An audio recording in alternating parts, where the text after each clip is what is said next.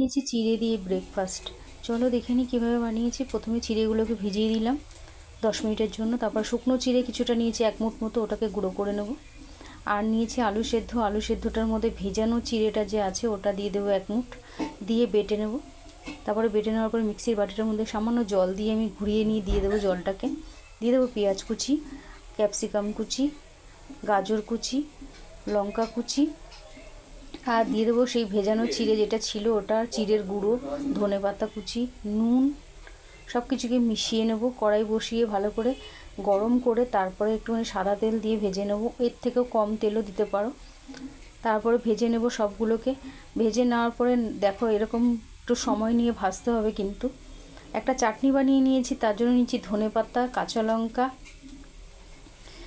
লঙ্কার সঙ্গে দিয়েছি রসুনটাকে দিয়ে দিয়েছি, আর দিয়েছি ছোলা, ভাজা ছোলা। সব কিছুকে মিশিয়ে নিয়ে বেটে নেব। তারপরে একটা তড়কা দিয়ে দিয়েছি, শুকনো লঙ্কা আর সর্ষে। এইভাবে একবার বানিয়ে দেখতে পারো। চাটনিটা দিয়ে কিন্তু এই রেসিপিটা খুব ভালো হয়।